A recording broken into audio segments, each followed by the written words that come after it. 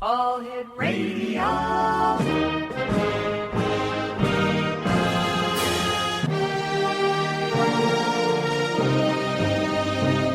Welcome to the X Zone, a place where fact is fiction and fiction is reality.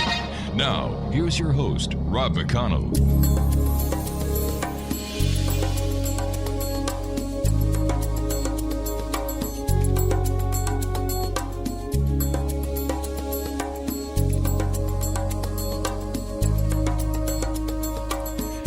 Welcome back, everyone. This is the X Zone. I am Rob McConnell. We're coming to you from our broadcast center in Hamilton, Ontario, Canada, worldwide on the X Zone Broadcast Network and the Good News Radio Network, and radio stations around the world, as well as satellite programming providers. Toll-free worldwide is 800-610-7035. Email xzone@xzoneradiotv.com. On all social media sites, X Zone Radio TV. And if you'd like to listen to the X Zone 724 365, you can just go to our main website at www.xzoneradiotv.com.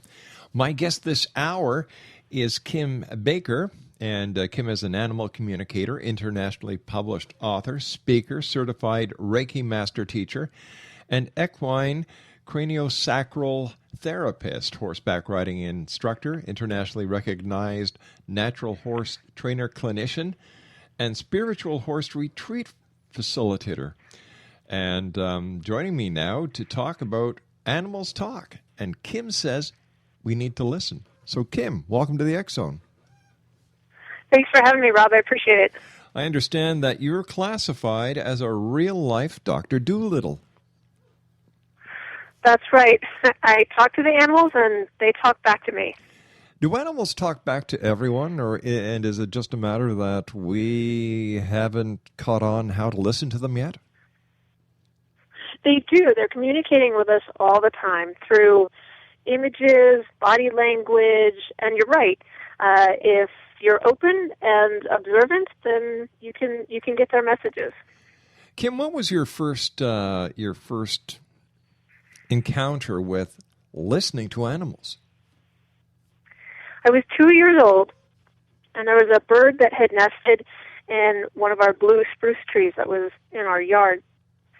And a neighborhood boy had come over and taken his slingshot and shot the bird out of the tree, and the bird died right away, unfortunately. Yes, it was terrible. I witnessed it all. The boy laughed and ran off and thought it was pretty funny. And what he didn't, I don't know if you realized it or not, it didn't matter, but there were chicks in the nest. And I'm not sure what happened to the other bird. This was the mother bird, so I don't know what happened to the father bird. But the father bird never showed up. So I don't know if he'd gotten the father bird too, or something else, had gotten to the father bird.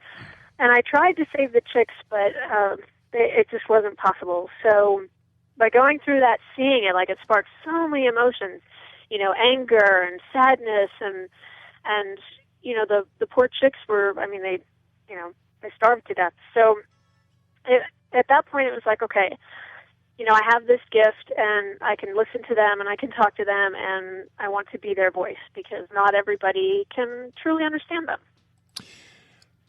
In your opinion, what is the hardest animal to listen to? Anything that Dr. Dolittle might say? Who's the stubbornest? Who's the stubbornest? It really is going to depend on the individual animal. They all have individual personalities, so just like people do. It's not that one species is more difficult than the other or anything like that. Some people might think cats are more difficult, but they're not. It's really the individual personality. Some of them are really funny. I'll connect with them, and the way they're talking to me, they have a good sense of humor. Others are in a lot of pain, and I can just really feel their pain, and that's hard. So, I work really hard to try to figure out, why is it they're in pain? What can we do to, get them out of pain? And so I wouldn't really say that some of them you can tell that they are stubborn. Like if they and their person are having a behavioral issue in the house, they might be stubborn and reluctant to let that go, and so we try to work on a compromise. But I wouldn't say that any one particular, species of animal is is more stubborn than another. So would you say, Kim, it's a matter of give and take? Absolutely. And I mean, I've helped so many people solve medical issues, behavioral problems, Right. things like that. And it does. It comes down to the compromise. And oftentimes what happens is the human is the one that doesn't, hold up their end of the bargain. Ah, the good old human factor that has a tendency of screwing up a lot of things. Yes, we are human after all, right? That's right. Kim, you and I have to take a commercial break, dear. Please stand by. Exonation, our guest this hour is Kim Baker, and we're talking about communicating with animals. Now, if you'd like to find out more about Kim, her website is kimbakeranimalcommunicator.com. That's www.kimbakeranimalcommunicator.com. And Kim and I will be back on the other side of this commercial break in 2 minutes as we continue here in the X Zone from our broadcast center in Hamilton, Ontario, Canada. My name is Rob McConnell. Don't go away.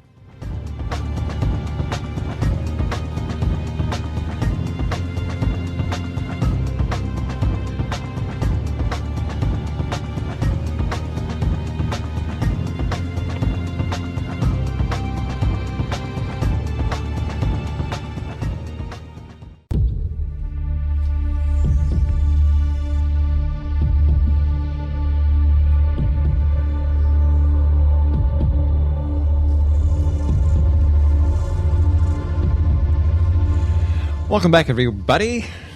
I hope you're nice and warm and snugly at home. I was just telling Kim that starting to snow here in Hamilton, Ontario. Blame my wife. She wanted to go Christmas shopping, not me.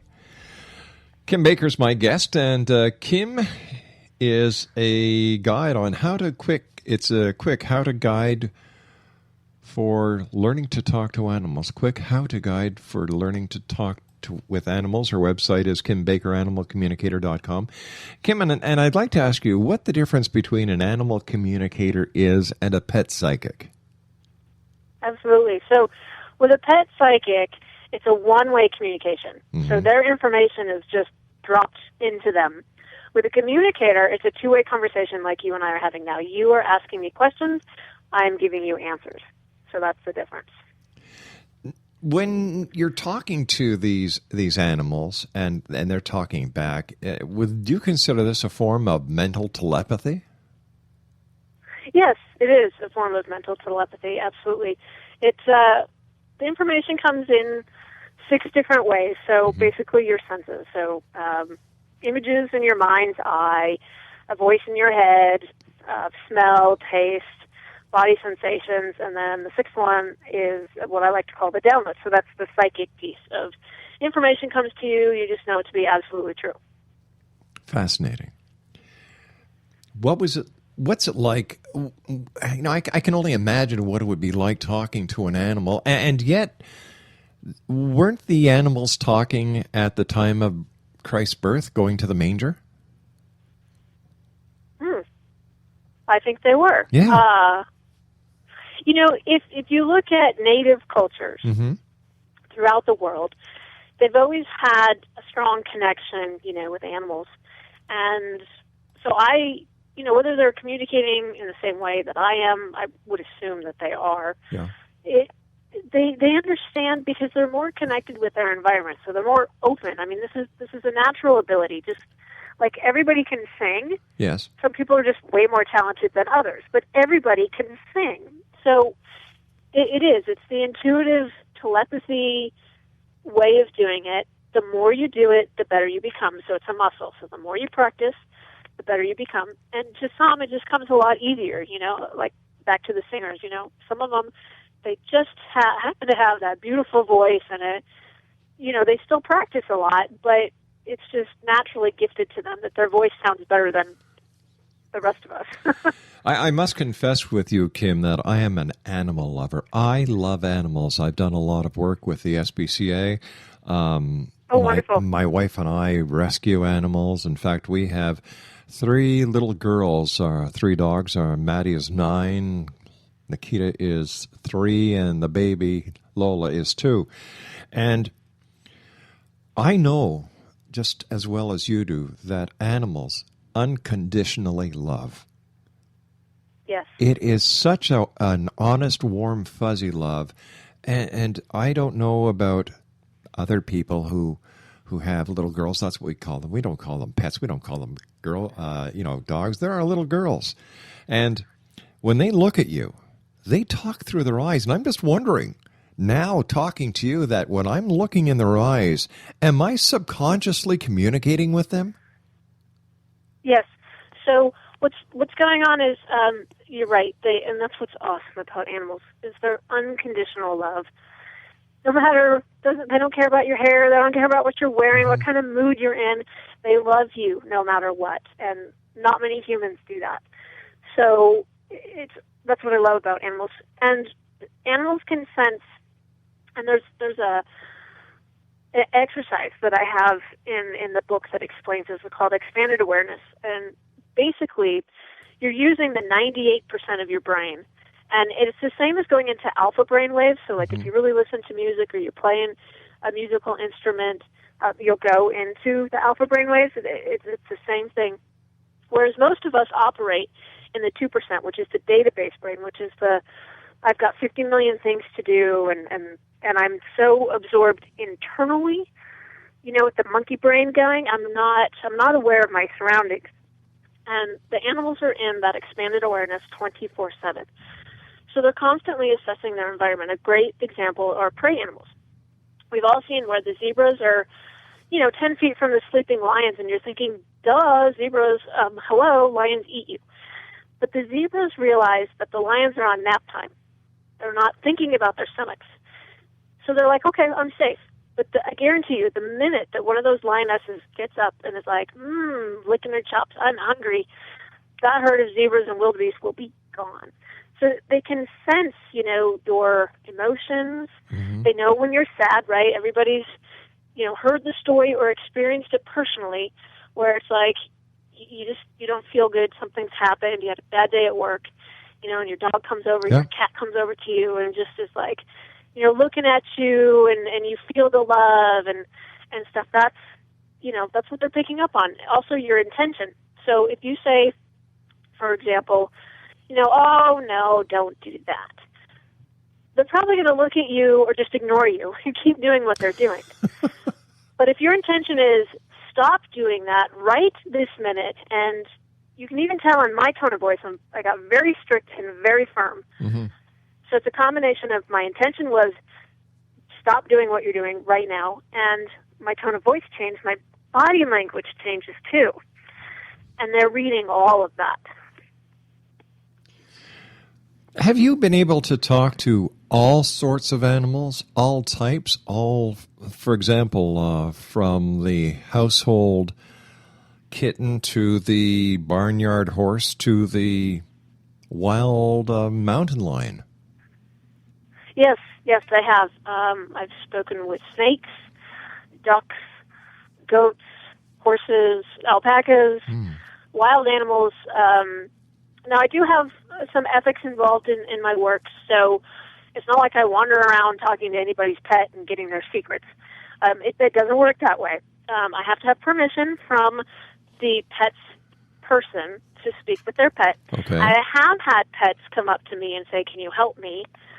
And so then I have to assess, okay, is your person open to this conversation, or are they going to look at me like I'm crazy? So I have had that. With wild animals, none of that exists. You can just go up, strike a conversation, and away you go. So, I've talked to many birds. Haven't had a conversation with a mountain lion yet, but that would be cool. That would be one on my list. What do you think?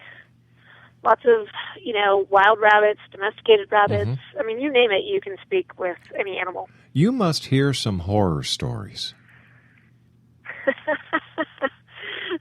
People think that, right? It's like, the pet is like divulging my secrets, and it's not like that. It's more of, oftentimes the animal is really grateful to finally be heard, because usually on the last resort. So they've tried everything, right? They've tried training, they've tried their veterinarian, they've They've tried this product and that product, and nothing is working. So they're like, well, I have nothing to lose. Let's try this animal communicator. So they call me up, and then by going directly to the animal, I give them, straight answers, and we start to get results, and then we work through that compromise that we were talking about before. It's like, okay, so poor potty behaviors, for example, are a big one. And we'll come up with, well, okay, so why is it that you're going in the house or outside your litter box or wherever the case may be? And then for each individual animal, they have an individual response as to what's going on. Go back to the human and say, well, this is why. What can we do to make the animals feel more comfortable? Oftentimes they're new, it's in a transition, they've just recently been adopted, or they've been introduced into a home with lots of other pets, and some of the other pets are intimidating them. All different kinds of things. So we start to, it's like playing detective. Okay, give me more information, let's drill down deeper, get to the root cause, and what kind of solutions can we come up with that work for both the human and the pet. Is there any difference between what you do and what a horse whisperer would do? That's a great question. So with the horse whispering, I believe some of the great horse trainers like Ray Hunt, Buck Brannaman, Tom Dorrance, all along those lines, I don't think that they would readily admit that they're an animal communicator, but absolutely are they connecting with that horse on a different level than your average person. Obviously, I work with horses. I teach riding lessons and facilitate retreats. I have 2 of my own horses. And so, when I'm training horses, and in fact, I was working with a horse today that was scared of the trailer, to go into the horse trailer. Oh, yeah. And so I worked with him, and what he would do is he would go all the way in the trailer, and then he would immediately spin around and want to run out. And it's like, whoa, wait a minute, what's going on here? And he'd had some previous experiences that weren't so comfortable, that made him afraid. So I worked with him, body language-wise, and then, talking with him and saying, okay, can you just do half your body in the trailer? So we did that for a little bit. Then it's like, okay, can you come in all the way and not run me over and try to run out, and it's like, just pause, just hold on. And I helped him on how to calm down and relax. And eventually I got him where he would stand in there calmly without trying to rush out for probably about 20 seconds. Wow. Now, that's not a long time, but considering on where we started, that was quite a feat for him today. And then we're going to progress on that. So next time we work together, we'll see if I can get that to 30 seconds, maybe 40 seconds, and we just build in baby steps. Oh, one step at a time. One step at a time. I find that it's such an instant gratification. I want it now. I want the horse to be perfect. I want my dog to be perfect. Yeah. I got my dog 2 weeks ago. Why aren't they, integrated into the home? Animals don't work that way. It takes time, and if anything, they teach us amazing patience. And I get it, when I want something, I want it now. Yeah. So I understand, but animals aren't that way, and so we have to learn to give them the time. On average, it takes a minimum of 6 weeks and sometimes up to 6 months for an animal to be comfortable in a new environment. Kim, stand by. You and I have to take our news break at the bottom of the hour. Exonation, our special guest this hour is Kim Baker. And if you'd like to find out more about Kim, her website is www. All right, you've got your pens and pencils ready? You don't? Kim, give the audience your website. It's Kim Baker, animalcommunicator.com. There you go. You heard it right from the horse's mouth. Oh, I'm sorry. I had to use that one. I really did. Kim Baker and I will return on the other side of this break. Don't go away.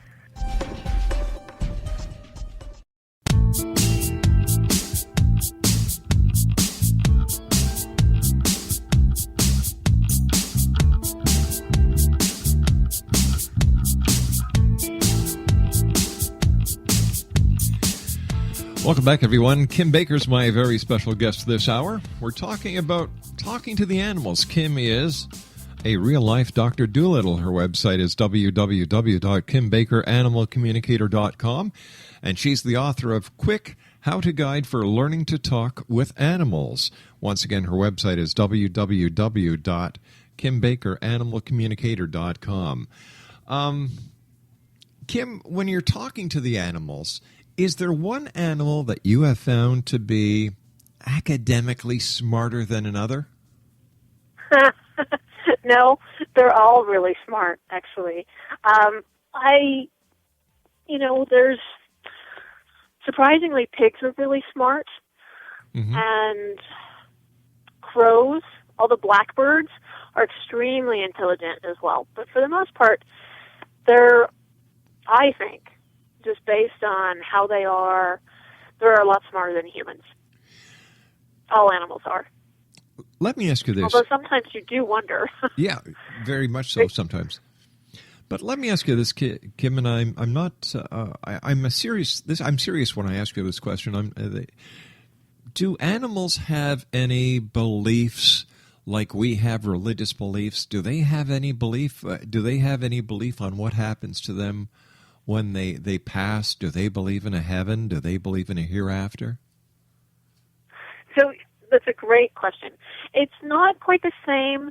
It's not like they have their different religious sects or anything like that. It's more of they understand that the soul never dies. So when the physical form ends, then our soul goes across the veil, across the Rainbow Bridge, right, into heaven, whatever you would like to call it. It goes there. And then when it's ready, it'll pick a new physical form and come back.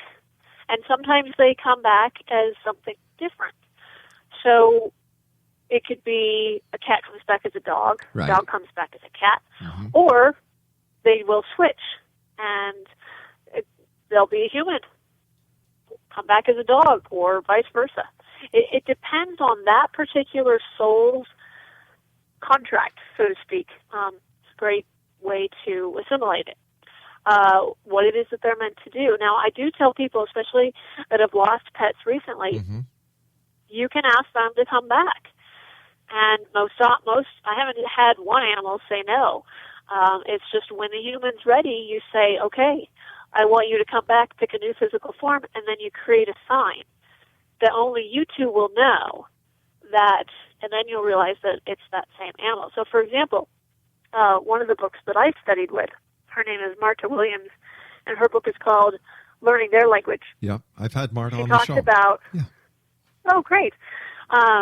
She talks about her dog Birdie. Yes. Was Yorkshire a black Terrier? lab that passed. What's that? No, I was thinking about someone else who has who's done a number of books on her Yorkshire Terrier, her Yorkie. Oh, okay. But I remember Marta, yes. Yeah, she had a black lab named Birdie that had passed. But right before Birdie passed, she jumped up on Marta's shoulders and licked her face. And the dog had never done that before. Marta was like, well, that was kind of strange. And just wrote it off. Well, time goes by. I can't remember how much it was. And she gets a new puppy. Guess what the puppy does? The puppy jumps up on her shoulders and licks her face. And Marta's like, what is going on? And, why is this dog doing this? And it happens for several weeks.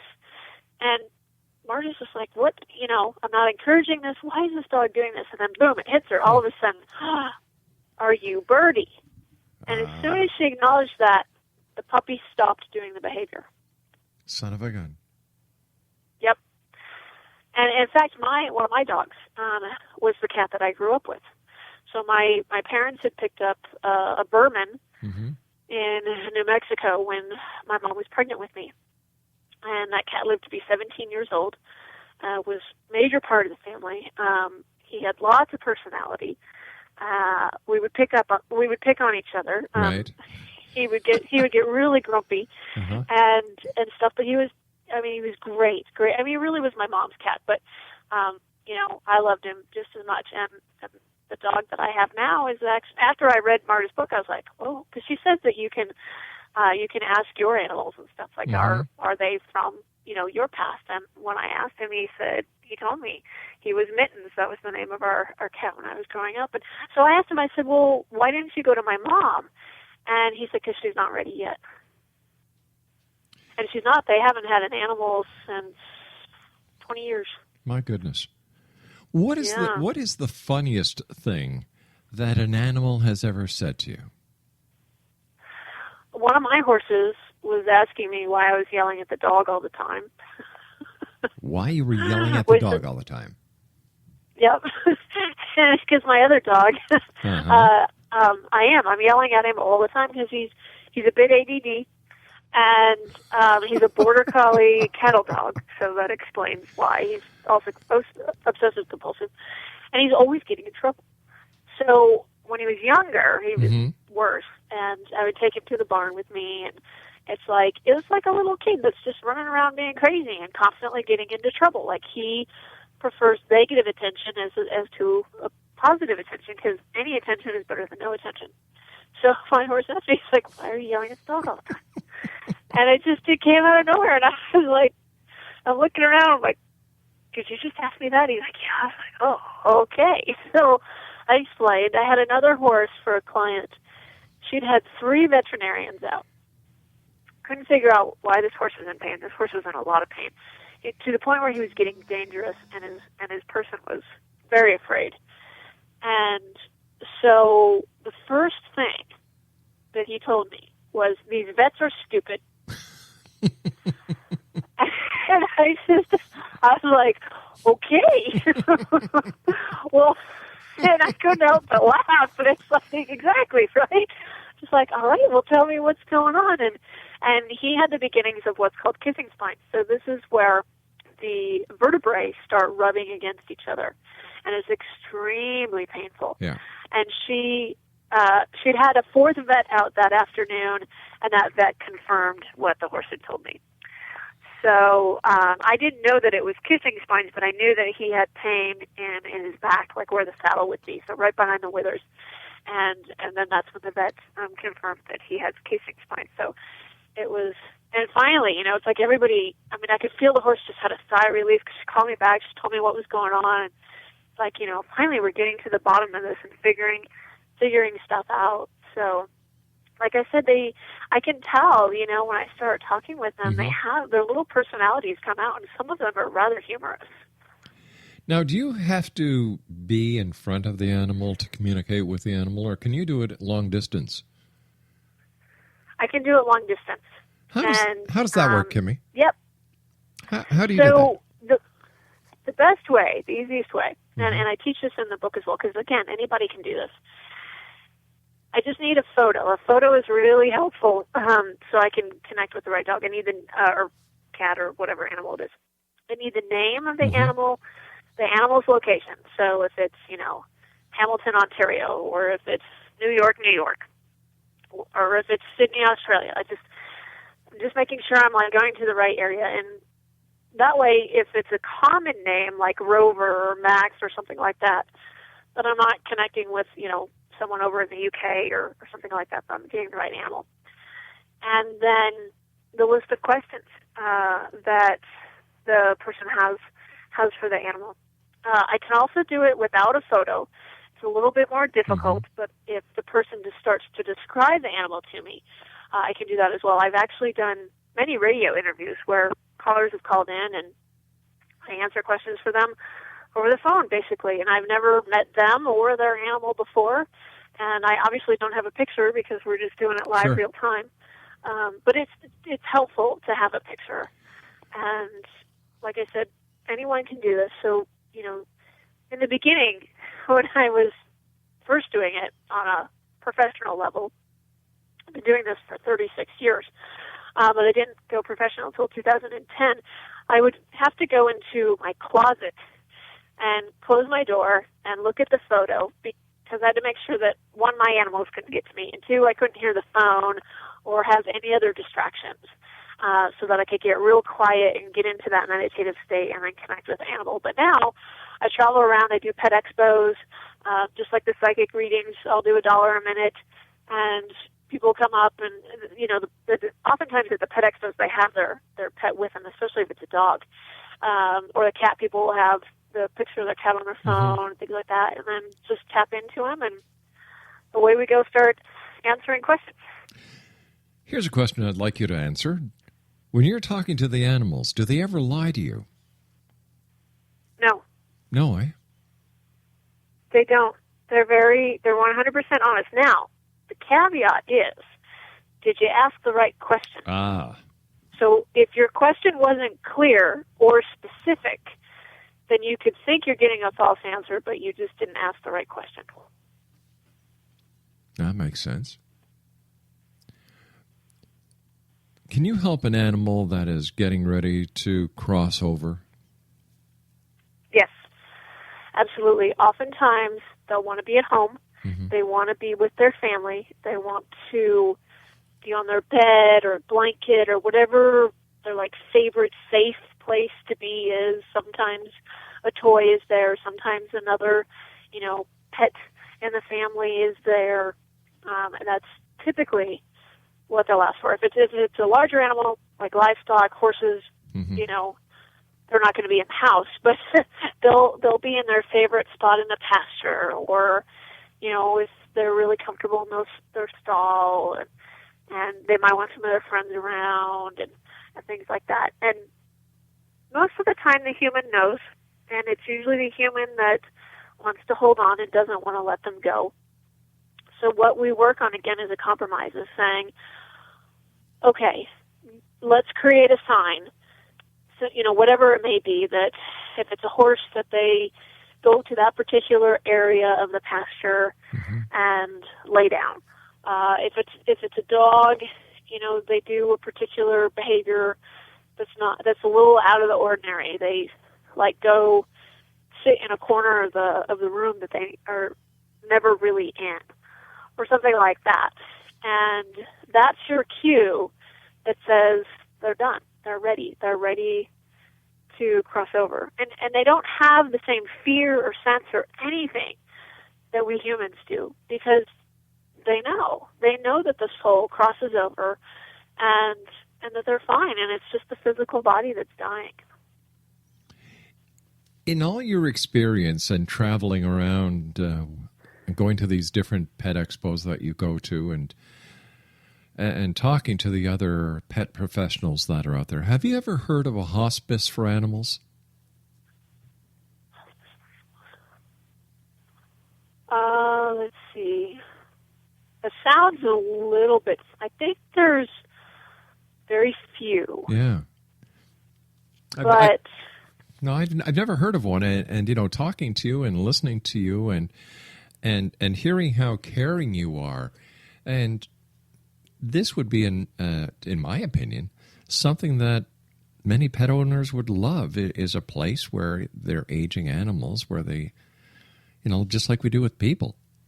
If there's something that needs to be done, or if a person is to a certain point and they're getting ready for that transition, they go to hospice. And I was just wondering if there had been any for animals. No. I think I know that there's retirement homes for horses. Mm-hmm. So there's that, but it's not necessarily hospice per se. I think the difference is, and this may not be exactly what you're asking me, but the difference is that when the animal is ready to go, mm-hmm. or we realize that the animal's quality of life is relatively poor, we help them let go. Yep. Whereas with humans, we tend to expand their life as long as possible, and oftentimes they're, that person is pretty miserable. We don't believe in putting a person down. And I think that we need to reassess that. Well, I think that's starting to happen with the way that society is looking at, assisted suicides. Right. So who knows? But anyway, it's It's an amazing thing that you do, and I wish there were more people like you doing the work you do to help these beautiful creatures. And you see, I don't believe that on the scale of evolution, if I can use that word here, that we are on top of the animal kingdom. I think that they're on top of us, because if we were to take examples from animals, I think the human race would be a lot better. Absolutely. I agree with you 100%. Yeah. And I think that horses, well, all animals, but if we can learn how to have compassion and work towards that unconditional love for our fellow humans, the world would be a very different place. And what I was saying about the horses is, okay, they were, quote, tools for us. They helped us fight wars. They helped us explore new worlds, create new civilizations. But that era is over. They are now teaching us how to be humans, like real humans, not little robots that, you know, can't think for themselves and just kind of do their drone work and things like that. It's getting back in touch with our feelings and our emotions, because that's not a bad thing. No, it's not. Your emotions are telling you something that's going on. They're telling you that, why are you angry? You're angry because somebody crossed a boundary line for you. Well, what boundary line was that? You know, why? Kim, I hate to stop you in mid-breath, honey, but we've got to take our commercial break. Please stand by. Kim Baker's our guest. www.kimbakeranimalcommunicator.com. We'll be back after this break. Don't go away.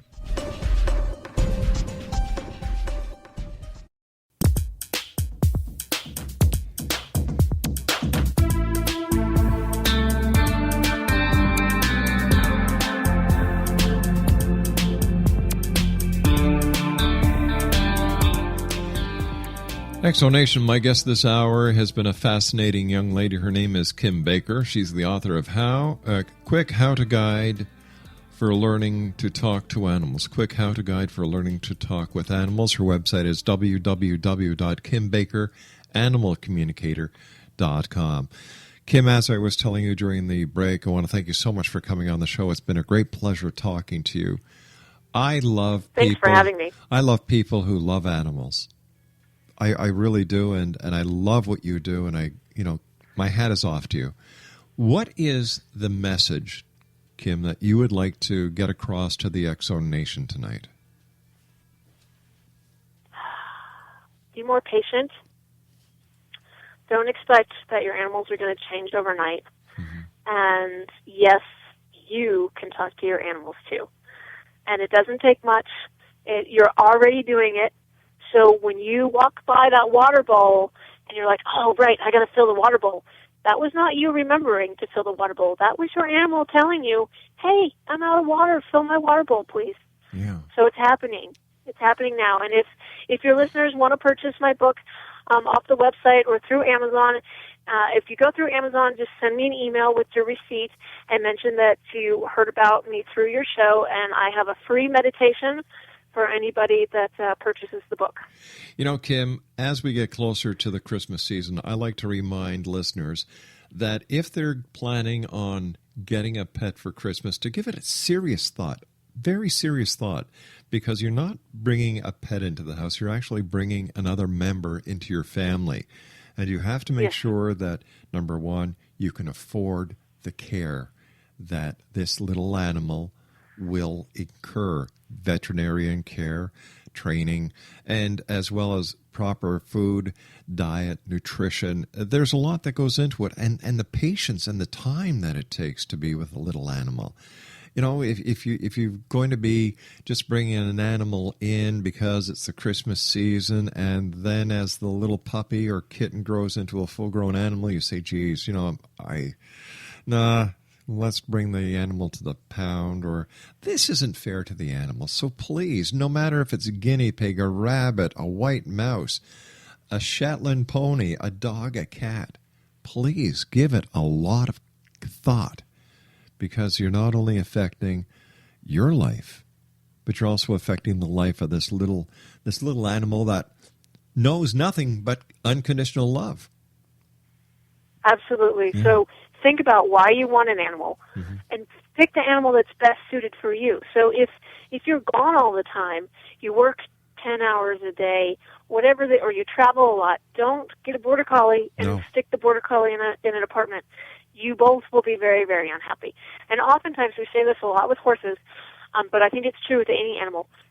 The purchase price, the adoption fee, whatever it is, that is the cheapest part of the animal. It's Definitely. like you mentioned, the veterinary care, the food, blah, blah, blah. It goes on and on and on. And and you're right, for Christmas and stuff coming up, if you're going to bring a new member, really think about what type of member you want to introduce into the family and give that new member time to assimilate into your family. Kim, remember, it's 6 weeks to 6 months. Yeah. Kim, great talking to you tonight. I wish you continued success. I'd love to have you back on in the future because I believe that you, my dear friend, have a very important message to share with the world. Well, thank you. I appreciate you having me on the show and would love to be back. Kim, take care of yourself. And once again, congratulations on your book. Be safe. And I look forward to the next time you join us here in the X Zone. Thank you, Rob. Appreciate it. Bye-bye, Kim. X Zone Nation, Kim Bye-bye. Baker has been our guest this hour.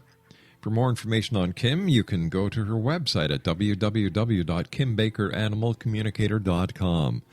I'll be back on the other side of this commercial break with the news at 6.5 minutes past the top of the hour as we continue here in the X Zone from our broadcast center in Hamilton, Ontario, Canada, with yours truly, Rob McConnell. Don't go away.